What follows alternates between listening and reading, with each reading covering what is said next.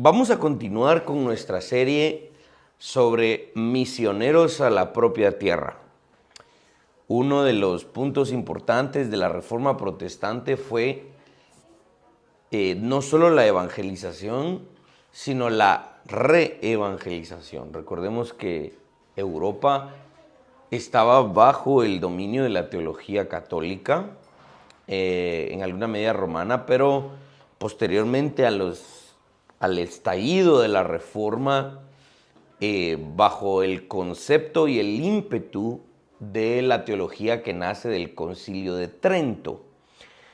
El Concilio de Trento fue el esfuerzo más duro de la Iglesia Católica por frenar el avance de la teología reformada, ¿sí? Recordemos que la teología reformada,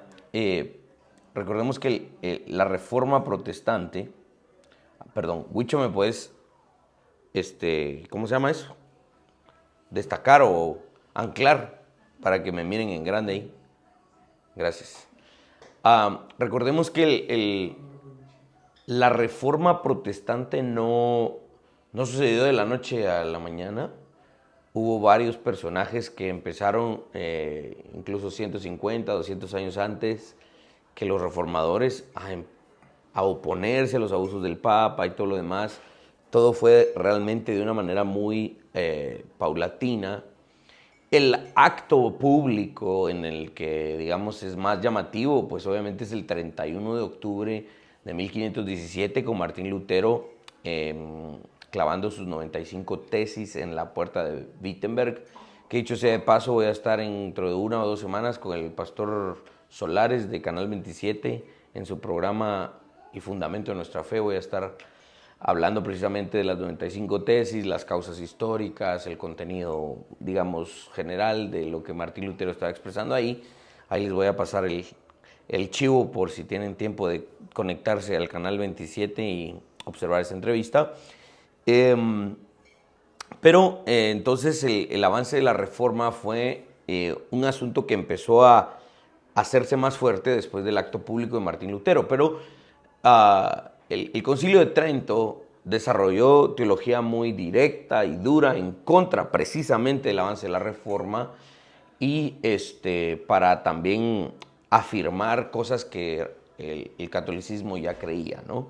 Ahora, gran parte de lo que aquí sucedía era gracias a hombres y mujeres muy valientes. Y hoy vamos a tratar la vida del gran William Farel.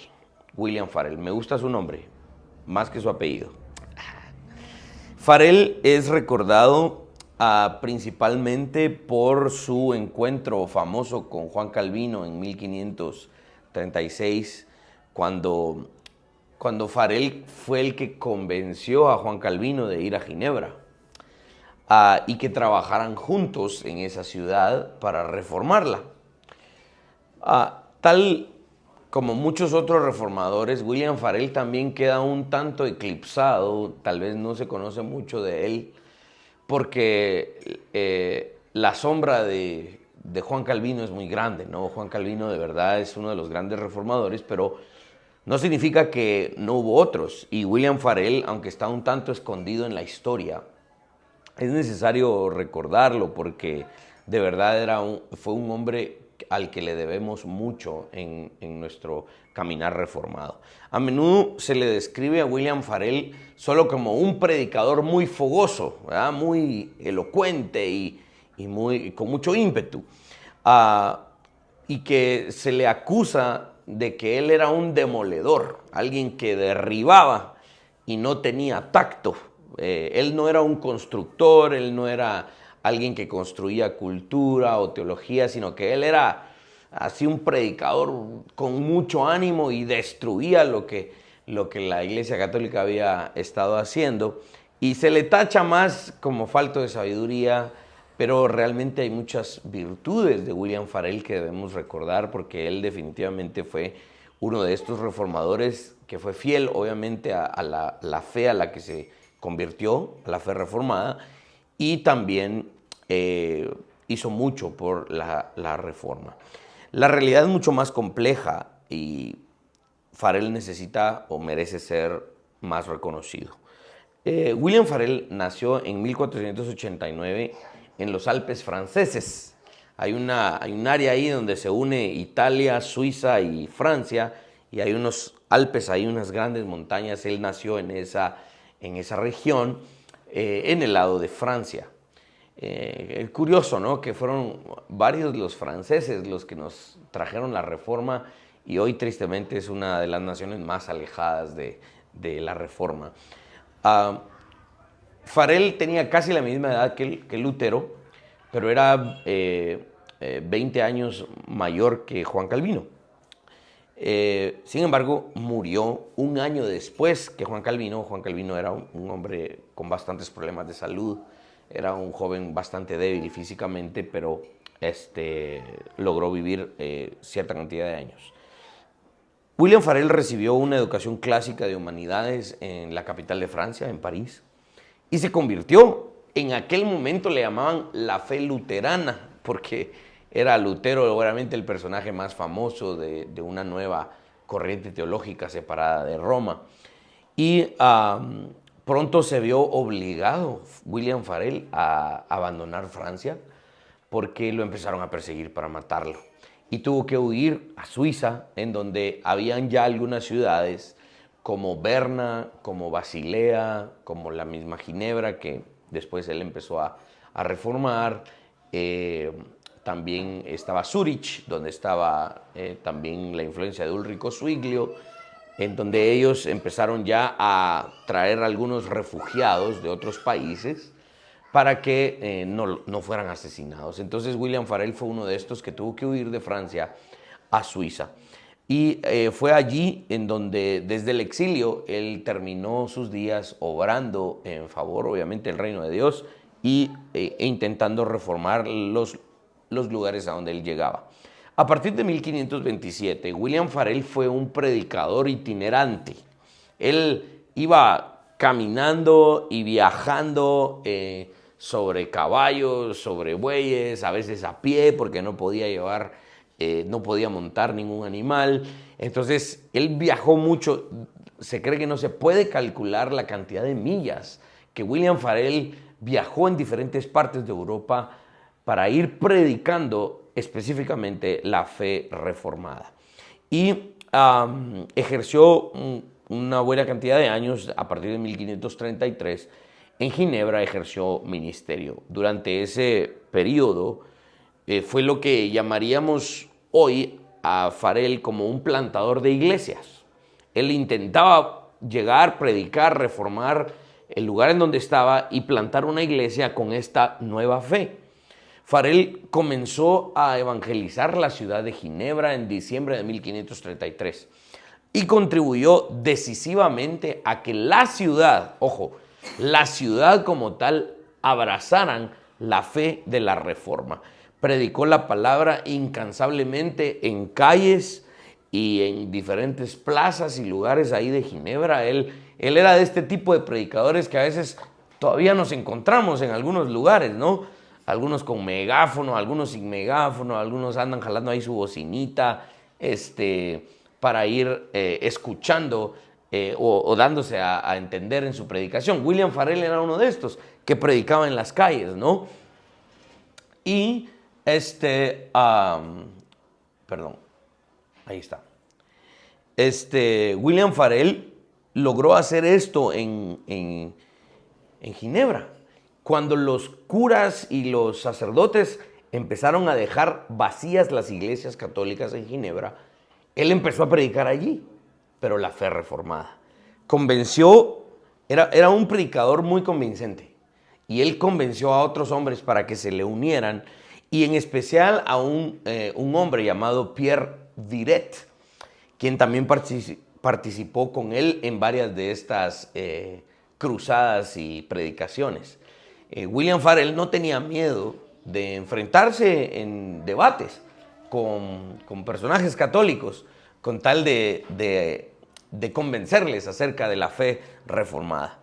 William Farel escribió algunos libros que hoy están olvidados, pero que fueron los primeros recursos en el idioma francés para poder entender un poco la fe reformada.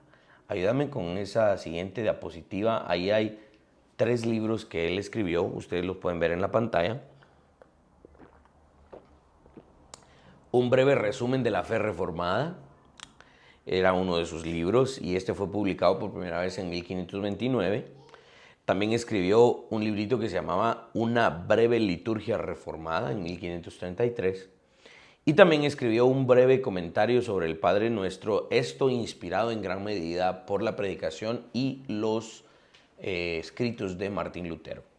A medida que el apoyo de la Reforma crecía entre la población en Ginebra, William Farel insistió para que los que trabajaban en la alcaldía, en el ayuntamiento de Ginebra, adoptaran esta nueva fe. Y este es un punto que yo quiero resaltar. Esta es una de las obras más emblemáticas de muchos de los reformadores.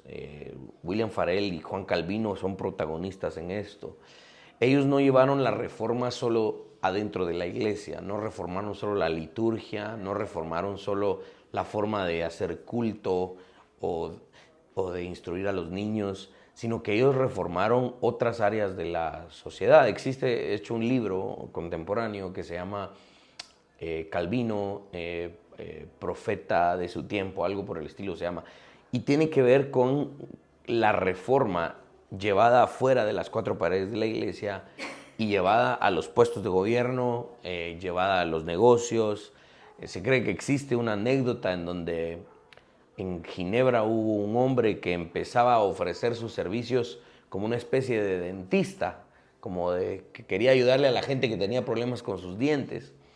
Y Calvino, siendo el pastor en Ginebra, se fue a poner a la silla de ese hombre y dijo: quiero saber qué le estás ofreciendo a la gente.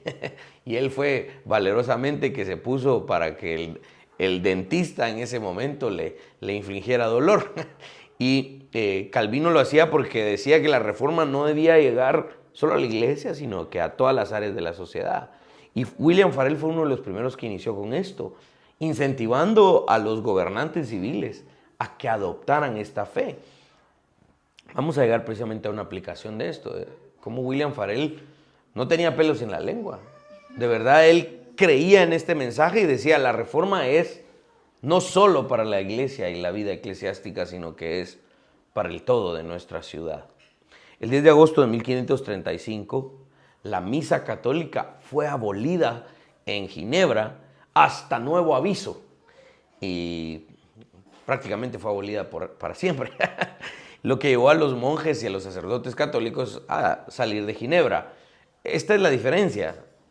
No salieron perseguidos, no salieron amedrentados, temiendo por su vida, sino que simplemente ya no era aceptada la fe católica.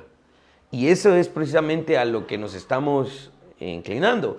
No es una imposición por la fuerza, sino que es un convencimiento. Finalmente es, bueno, la ciudad ahora cree esto, ya no necesitamos de esa fe. Señores sacerdotes católicos, no necesitamos más sus servicios. No fue lo mismo que le sucedió a Farel en Francia. Farel de Francia tuvo que salir huyendo porque lo iban a matar. Los sacerdotes de Ginebra tuvieron que salir porque simplemente la gente ya no respondía a la teología católica. Es distinta la forma en la que se conquista una ciudad desde una perspectiva reformada. Había un hombre llamado el duque de Saboya, y este duque tenía dentro de sus dominios, dentro de sus territorios, Ginebra. Y cuando él vio que se abolió la misa católica, con sus ejércitos sitió la ciudad de Ginebra. Vean la diferencia, cómo actuaba el catolicismo y cómo actuaba la teología reformada. El catolicismo obligaba por medio del ejército y persiguiendo a la gente. Este duque de Saboya sitió la ciudad con sus ejércitos para obligarla a regresar al catolicismo. El asedio duró durante todo el invierno de 1535 a 1536 y fue uno de los periodos más difíciles de la ciudad de Ginebra. Durante esos meses oscuros en el invierno, Farel y algunos otros ministros siguieron predicando la fe reformada a pesar de la amenaza que estaba alrededor de la ciudad de Ginebra.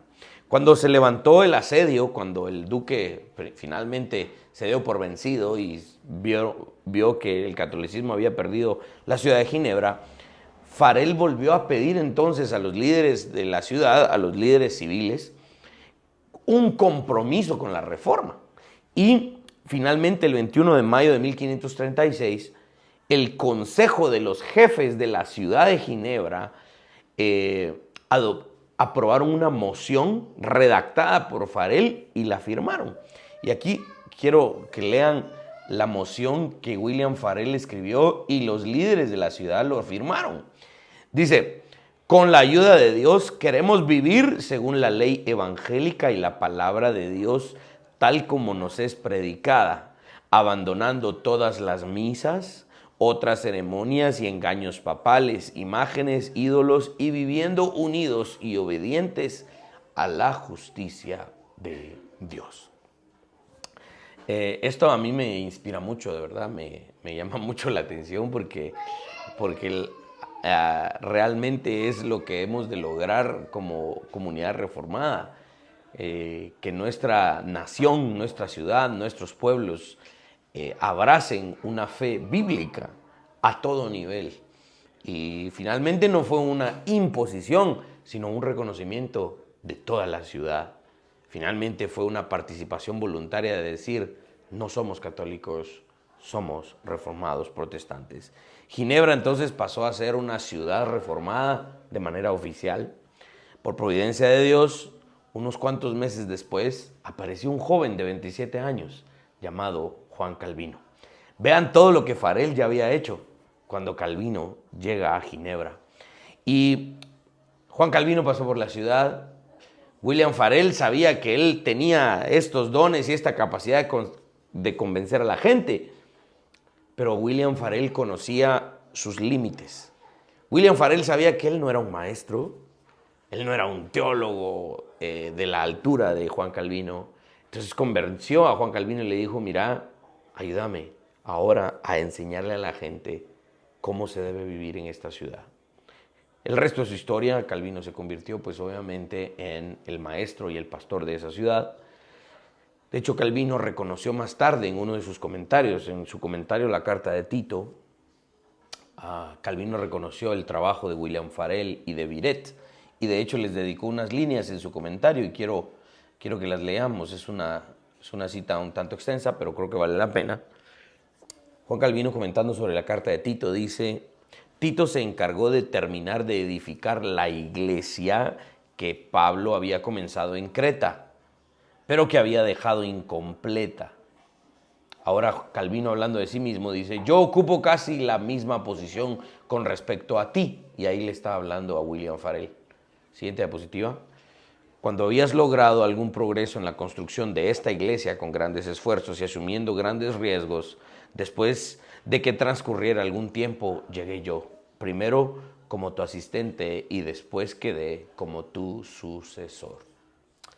Se habla de Calvino y Calvino y Calvino y Juan Calvino aquí, Juan Calvino allá, pero no tendríamos un Juan Calvino si no tuviéramos a un William Farel, si no hubiésemos tenido a un Jacques Lefebvre, que lo voy a mencionar de manera corta en un momento, si no tuviéramos a un Martin Bucer en Estrasburgo, que guiaron a Juan Calvino a tener una conciencia más pastoral. En fin, el gran Juan Calvino llegó a ser el gran Juan Calvino por estos hombres que tristemente la historia muchas veces olvida. Farel y Calvino, aunque ya habían avanzado ciertos pasos en la ciudad, la historia no es color de rosa toda, ¿verdad? Hubo algunos problemas. Tanto Farel como Calvino entraron en cierto conflicto con los líderes de la ciudad, con los magistrados civiles. Porque Farel y Calvino desarrollaron lo que posteriormente se conoce como la Confesión de Ginebra y el Catecismo de Ginebra. Son confesiones bastante tempranas en la Reforma. Y Farel y Calvino le dijeron a los líderes de la ciudad: queremos que ustedes y la gente adopte esta doctrina, y aquí está ya más sistematizada. Querían que todos los ciudadanos firmaran la confesión, pero que si fallaban y la negaban o no la cumplían en rebeldía, que fueran excomulgados de la iglesia. a lo cual pues obviamente mucha gente no estuvo de acuerdo y esta fue la primera vez que Calvino y Farel fueron expulsados de Ginebra. Se cuenta que habían cosas bien feas que hacía la gente. Mientras Calvino estaba en su cuarto estudiando, le tiraban piedras en la ventana para que se distrajera. La gente en Ginebra le ponía a los perros, le ponía de nombre Calvino y los pateaba para hacerlos sentir mal, y los terminaron expulsando de Ginebra en abril de 1538. Luego, pues, la ciudad de Ginebra se dio cuenta y dijeron, no, hicimos mal en expulsarlos, la intención de Calvino y de Farel no era mala, y mandaron una comitiva para que volviera Calvino y Farel a la ciudad de Ginebra. El único que regresó fue Calvino. Farel se fue a una ciudad llamada Neuchâtel, en donde ejerció su ministerio durante el resto de su vida. Curiosamente, en 1545, 7 años después de que Farel abandonara Ginebra, cuando Calvino y el concilio de la ciudad volvieron a verse envueltos en controversia, había un partido político ahí en Ginebra que se llamaba Pro Reforma. Curiosamente, un esfuerzo aquí de cambio de constitución que también se llamaba así, Pro Reforma, pero ese tenía otros intereses. Ellos, como apodos, como partido político, se llamaban los farelistas, porque reconocían más la labor de Farel que incluso de Calvino en principio, ¿no? Y para que veamos el profundo avance que había tenido Farel en esa ciudad. Tal vez la conclusión más adecuada sobre el ministerio de William Farel sea la que podemos dejar en palabras del propio Calvino. En una carta que Juan Calvino le escribió a los líderes de la ciudad de Neuchâtel, en donde estaban teniendo ciertos problemas con William Farel, Juan Calvino abogó por William Farel de la siguiente manera. Ayúdame con la siguiente diapositiva. Dice así: a los líderes de la ciudad de Neuchâtel, les ruego encarecidamente que recuerden cuánto trabajó durante más de 36 años sirviendo a Dios y edificando a la iglesia. Cuán fructíferos han sido sus trabajos, cuán celoso ha sido y todas las bendiciones que han recibido de él. Estas eran las palabras de Juan Calvino para defender a William Farel en frente de los líderes de la ciudad de Neuchâtel. Para entender esta parte de la labor de William Farel, debemos de tratar de situarlo en su contexto y entender todas estas situaciones alrededor. Aunque las opiniones de Lutero, especialmente también las de algunos otros teólogos de Suiza, circulaban, se leía en muchos lugares que William Farel era una persona sin tacto, era una persona muy impetuosa, a veces hasta un tanto con falta de sabiduría. La oscuridad todavía cubría mucha parte de Europa, obviamente por la teología católica, pero la reforma apenas comenzaba y William Farel empezó a hacer un esfuerzo reformador y evangelístico en su natal Francia. Y por eso lo he escogido para que sea parte de nuestras enseñanzas en esta serie sobre misioneros a la propia tierra, porque incluso el mismo Calvino, el mismo Farel, buscaban, aún exiliados, que su tierra, la tierra que los vio nacer, pudiera venir a la fe reformada. De hecho, la magna obra de Juan Calvino, la institución de la religión cristiana, Juan Calvino la dedicó al rey de Francia, porque él soñaba con que su natal Francia viniera a esta nueva fe, la cual pues obviamente el rey no hizo, sino que en vez de leer lo que Calvino había escrito, lo destruyó y lo quemó. La gente estaba en alguna medida como hipnotizada, ¿no?, por los sacerdotes católicos y obispos y monjes que promovían con celo las supersticiones de Roma. La oscuridad de la corrupta Iglesia Católica Romana mantenía al pueblo en esclavitud, como no es un secreto. Ahora, hubo un hombre en Francia llamado Jacques Lefebvre. Jacques Lefebvre era un humanista. No el humanista que llamamos hoy en el siglo XXI, sino que esos humanistas eran aquellos que eran eruditos y académicos que estaban intentando recuperar el esfuerzo de las humanidades, específicamente en la literatura. Jacques Lefebvre era uno de los que luchaba para que se mantuvieran y se preservaran los textos originales de la Biblia, en griego y en hebreo.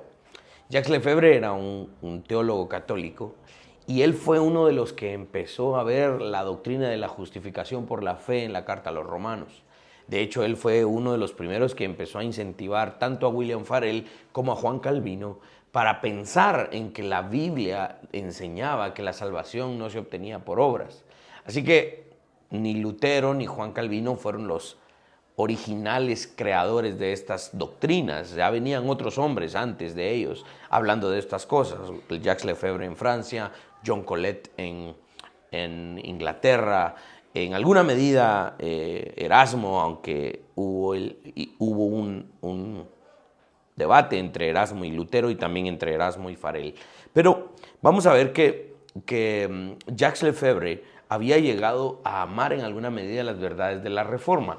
Jacques Lefebvre no salió de la Iglesia Católica, sino que permaneció en la Iglesia Católica y desde adentro intentó reformar la Iglesia Católica, lo cual pues obviamente no tuvo mucho avance. Y él había dedicado su vida precisamente a la predicación apasionada del texto. William Farel, influenciado por Jacques Lefebvre, él nunca fue ordenado de manera oficial como un ministro eclesiástico. William Farel decía que él había recibido un llamado de Dios como los antiguos profetas. Pero William Farel entendía que tenía que trabajar con otros ministros. No se mantenía mucho tiempo en cada lugar, sino que en cada lugar donde iba, pues intentaba por medio de su predicación transformarlo. Nadie había viajado tanto como William Farel. Él visitó de verdad muchos lugares a caballo y en algunas áreas solo caminando a pie. Obviamente William Farel despertó el odio de los encargados de los monasterios católicos y empezaron a perseguirle y a crear rumores en contra de él porque la gente se convencía porque era un gran predicador. Rastrear los viajes de William Farel, algunos creen que sería muy complicado incluso determinarlos en términos geográficos porque fue bastante su labor. Pero donde quiera que iba, seguramente se dice que la ciudad no quedaba igual cuando Farel terminaba de predicar. Solo podemos de verdad contar algunas de las cosas importantes que él hizo. William Farel regresó a una ciudad en Francia llamada Meaux y comenzó su predicación y tuvo problemas allí otra vez porque la gente amaba el catolicismo. En Francia en aquella época se empezaba la persecución a los protestantes y muy pocas veces casi lograron matar a William Farel. Pronto tenía que huir de las ciudades porque encendía las pasiones de la gente.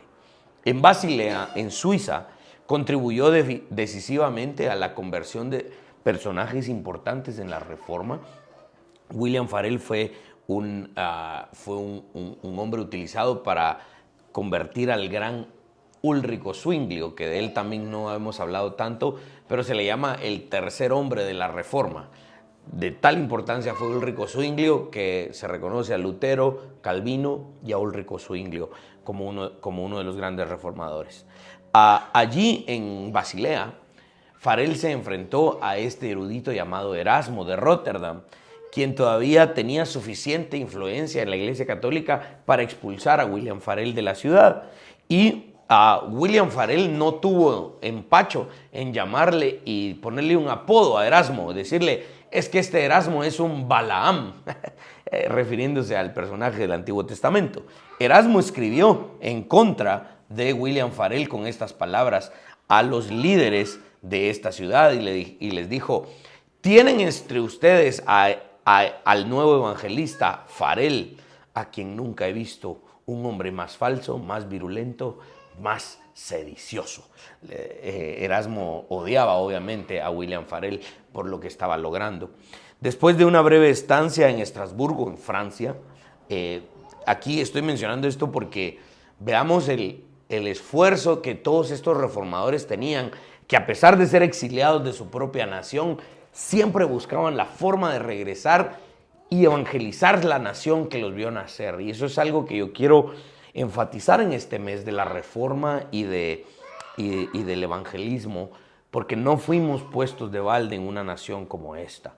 En Estrasburgo, en Francia, Farel conoció al gran Martin Bucer y también Farel fue a una ciudad llamada Montbéliard, donde predicó también ahí en esa ciudad de Francia con mucho ímpetu. Un día, un sacerdote tenía una imagen de San Antonio y estaban dirigiendo una procesión. Y es aquí, estos son los actos que se le achacan a William Farel. William Farel se acercó al sacerdote y le arrebató esa imagen y la tiró al río, ¿verdad? Y entonces la turba se levantó y por poco lo mataron a William Farel. William Farel no solo era valiente, sino que también negaba la influencia de los hombres y se prohibía a sí mismo dejarse influenciar por las opiniones de los hombres. En Suiza, en la ciudad de Neuchâtel, reprendió públicamente a una mujer noble, a una mujer muy adinerada, que había abandonado a su marido. Y cuando ella se negó a volver con su marido, Farel la reprendió, ¿no? Como un ministro desde el púlpito. Aquí es donde vemos tal vez un poco de falta de sabiduría de William Farel. Y las mujeres de ese lugar se levantaron en contra de William Farel y por poco también lo asesinan. Tuvo que correr, ¿verdad? Una vez William Farel interrumpió a un sacerdote que estaba guiando una adoración a María y cuando lo interrumpió y le dijo que dejara de adorar ídolos y que María no era digna de nuestra adoración, se levantó otra vez otra turba. Varias veces William Farel estuvo cerca de la muerte porque tenía este ímpetu y este celo por la fe reformada. Hubo otra ciudad en Francia en la que William Farel estuvo, que se llamaba Metz, la ciudad de Francia, todavía existe obviamente. Ahí estuvo predicando en un cementerio a la gente que llegaba a enterrar a los muertos y él predicaba la fe reformada y a los sacerdotes católicos pues eso no les gustaba y tocaban las campanas con fuerza para que no se escuchara la predicación de William Farel y William Farel estaba dispuesto incluso a quedarse sin voz con tal de ganarle al sonido de las campanas para que la gente escuchara su predicación de la fe reformada. Un día, mientras celebraba la mesa del Señor en el domingo de resurrección, en la ciudad de Neuchâtel, una banda de sicarios, de personas armadas, entraron precisamente porque lo querían matar en ese momento y se armó obviamente un gran alboroto. Muchos resultaron muertos y heridos y el propio William Farel, herido, tuvo que huir y encontró refugio en un castillo de esa ciudad y tuvo que salir de esa ciudad disfrazado. A los 72 años, imagínense, a los 72 años William Farel fue arrestado y lo tiraron en una prisión.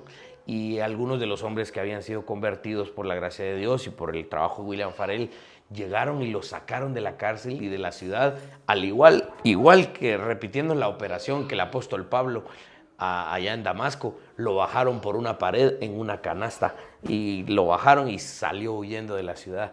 Farel irrumpió de verdad como un toro, derribando un montón de obstáculos en estas ciudades. Era un hombre que no tenía miedo alguno por perder la vida, se metía en problemas constantemente. Estaba escuchando un podcast sobre la vida de William Farel y el podcast era titulado El luchador definitivo de la Reforma, porque probablemente entre los reformadores no hubo alguien tan temerario como William Farel. De verdad era un hombre que estaba dispuesto a luchar con todo lo que tenía en contra de la falsa doctrina romana. Si puede ser que se le critique con dureza a William Farel por su falta de sabiduría, a veces también me pregunto, ¿no? Si tal vez tiempos tan duros necesitaban hombres tan duros como él. Y me pongo a pensar en el profeta Elías, que aunque en un momento sí fue un tanto cobarde, por lo que leemos en su descripción en el libro del Antiguo Testamento de los Reyes, el profeta Elías también fue un hombre duro, que no le tenía, en algún momento de su vida no le temía al rey, a la reina, no le temía a los ejércitos, y era un profeta bastante duro. William Farel se me hace en ese perfil. En tiempos duros de de la reevangelización de Europa, se necesitaba un hombre tan duro como él. Tal vez en alguna medida necesitamos una pizca de ese ímpetu de William Farel hoy en nosotros, ¿no? Pidámosle al Señor que nos regale un tanto la valentía de hombres como él. Yo quiero hacer rápidamente un par de aplicaciones de la vida de William Farel. Y la primera es el celo por reformar nuestra nación, mis hermanos, ¿sí? Yo me he convertido, pues obviamente, a la fe reformada desde hace ya algunos años. Estaba haciendo cuentas que yo tal vez llevo unos 10 años de estar ya interactuando en términos de teología reformada. Y como decimos en Guatemala, me ha picado el mosco, ¿no? Por la reforma de nuestra nación. Somos una rama del cristianismo hoy, tristemente, muy pequeña. No proclamamos ser perfectos, no proclamamos ser infalibles, pero como círculos reformados, de verdad tenemos una misión muy clara en alguna medida y un celo por, obviamente, la reforma de nuestra nación, no porque queremos que la gente sea como nosotros, sino porque es nuestro deber que las naciones vengan a los pies de Cristo. Y si esta teología que hemos aprendido es la más apegada a la Biblia, o creemos que es la más apegada a la Biblia, ¿por qué no hemos de llevarla no solamente a nuestras iglesias y a nuestros púlpitos, a nuestras familias, sino también a otras áreas de la sociedad?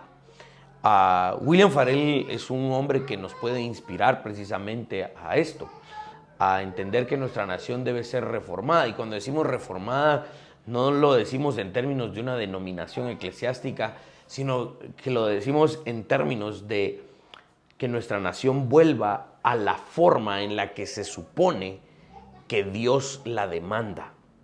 Las naciones, en la intención original de Dios, tienen una forma, y esa forma es la forma que la Escritura le ha dado a las leyes, a la cultura, al lenguaje, a la literatura, a la vida familiar, a la vida eclesiástica. Y William Farel luchaba por esto. La ciudad en la que él llegaba instaba a que se reformara, a que volviera a la forma que la Escritura le demanda. Y yo creo que nuestra visión de la teología no es solo para los grupos eclesiásticos, sino es para la vida de la nación. Allá, ahorita que hicimos el viaje con Eddie a República Dominicana, el avión iba lleno, y dijimos nosotros, y era un vuelo directo de Guatemala a Santo Domingo, pero iba llenísimo, dijimos nosotros, tanta gente va a pasear, dijimos, nos imaginamos. Y que si, para nuestra sorpresa, mucha gente de ese avión iba a la conferencia donde nosotros estábamos. Y empezamos a ver que por lo menos habíamos unos 25, 30 guatemaltecos que fuimos a esa conferencia.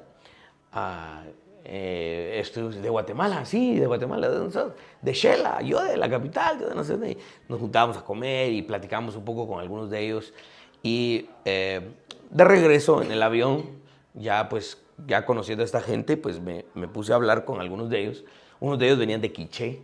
Precisamente hoy estuve mensajeando con uno de los hermanos que está allá en Santa Cruz del Quiché, con una iglesia bautista reformada, y me dijo, William, qué bueno conocerte. Pero cuando yo estaba hablando con él allí, él era el líder del grupo, llevaban como a unos 5 o 6 muchachos que fueron a la conferencia, y yo le estaba explicando que somos una iglesia reformada en la capital y hacemos esto y esto y lo otro. Y le pega un codazo al otro y le dice, ya viste, hay otros, hay otros en Guatemala. Yo sé que a veces pareciera que somos pocos, pero somos machos. Así no somos muchos, pero somos machos. Tenemos el deseo de verdad, y yo pienso que el deseo de reformar nuestra nación debemos avivarlo, ¿sí? No nos consideremos una iglesia pequeñita y ahí nomás, sino que el hecho de la evangelización es para esto, ¿no? Es para cambiar de verdad la vida de nuestras naciones. Ahora, solo lo mencioné de manera rápida, pero ¿qué significó que William Farel y Juan Calvino hayan reformado Ginebra? Hoy sigue siendo no solo la ciudad, sino un país distinto al resto del mundo. Un país desarrollado, un país próspero, un país en paz, un país con buenos chocolates, producen buenos chocolates, producen buenos relojes.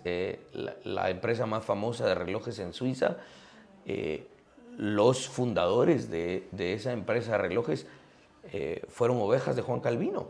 Imagínense, son empresas que tienen 500 años de existencia probablemente. Es decir, la reforma de esa ciudad no duró 20 años, no duró 30 años, no duró 100 años. 500 años después, todavía seguimos admirando el fruto del trabajo de esa gente, ¿no? Entonces, el deseo de reformar nuestra ciudad, mis hermanos, es algo que debemos de copiar de William Farel. Otra de las aplicaciones que yo quisiera dar en esta noche a partir de la vida de William Farel es ser personas de acción. Ahora, sí, probablemente no vamos a copiar todo el ímpetu de William Farel, aunque a veces dan ganas, ¿verdad? Dan ganas de irrumpir en ciertos círculos y cambiar con bastante vehemencia y con bastante ímpetu las cosas que se están haciendo. Dan ganas de gritar y de decir esto está mal. Tal vez no lo vamos a hacer con insensatez, tal vez no vamos a ser temerarios, tal vez no vamos a exponer la vida de nuestra familia para que sea asesinada, pero por lo menos, pienso yo, debemos de ser personas de acción. Y el primer paso que debemos dar es precisamente la evangelización. Un punto importante en la vida de estos reformadores es que la evangelización siempre fue un latido constante en su obra y sus escritos, ¿sí? Ellos constantemente estaban buscando que la gente se reformara, que la gente viniera a la fe en Cristo. Muchas veces los cristianos hoy estamos tan ocupados en vivir nuestra vida cristiana, lo cual hay que hacer. Pero no solamente ese es nuestro llamado, sino buscar también afuera de nuestra familia, afuera de nuestros círculos, que aquellas personas que conocemos, que no conocen a Cristo, vengan a Cristo. Y esto me lleva a la última aplicación rápidamente. Algo que podemos copiar de la vida de William Farel es la ausencia del temor. El de verdad no tener temor, no tener vergüenza. Si algo de verdad me llama muchísimo la atención de William Farel es que el tipo no tenía vergüenza, el tipo no tenía miedo. Y si perdía amistades, pues las perdía. Y si perdía la vida, pues la perdía. Y si perdía su casa, pues la perdía. Y yo creo que es uno de los reformadores que más ha impactado mi vida en términos de acción. Y creo que hay que apreciar eso. La falta de temor de este tipo de ir y hacer. Y yo pienso que a la hora de evangelizar, este es uno de los grandes problemas. Mis hermanos, yo pregunto, ¿cuál es nuestro temor a la hora de abrir nuestra boca y evangelizar? Últimamente he estado yendo a algunos funerales, me han estado invitando, imagínense, invitaciones a funerales. Pues obviamente de personas que he conocido y me dicen, mira, queremos que prediques, y llego y predico, y obviamente en el funeral no me da pena alguna finalizar con la presentación del Evangelio. Y a la gente que está ahí, que ni conozco, que se me quedan viendo así como, ¿y este quién es? ¿Y por qué habla así? Les digo, mire, este no es un juego. El día de mañana usted puede estar en esa caja que hoy estamos aquí acompañando a la familia. Usted puede estar ahí muerta. Yo le invito a que reconozca a Jesucristo. Yo voy a estar aquí afuera. Y si usted se quiere acercar y necesita más información y quiere rendir su vida a Jesucristo, con mucho gusto puedo guiarle y invitarle a una congregación. Y lo hago sin pena. En el Uber, cuando me toca ir con el Uber, siempre intento hablarle al del Uber acerca de Cristo. Mis hermanos, no tengamos temor. Yo pregunto si nos avergonzamos nosotros de Cristo o de lo que Él ha hecho en nosotros y de su Evangelio. Yo pregunto, ¿ustedes quisieran que cuando el Padre pregunte por nuestro nombre, Cristo se avergüence y diga, yo no lo conozco? No, claro que no, nadie de nosotros quiere eso. Entonces, así como William Farel no se avergonzaba del Evangelio y de la fe que había adoptado Asimismo nosotros no debiésemos de tener temor, de no avergonzarnos. ¿Qué es lo peor que puede pasar? Que nos digan que no, que nos insulten, que no nos vuelvan a hablar. Pues, tal vez hasta un favor nos hacen. Pero yo creo que podemos copiar este ímpetu de William Farrell. Y si estos días en los que muchas veces decimos, ala, usted, es que qué dura está la vida. Si qué dura está la vida en Guatemala, pues probablemente se necesiten personas duras, ¿no? Como William Farrell. Y creo yo que es un ejemplo de la reforma para copiar. Así que hasta aquí voy a dejar mi intervención.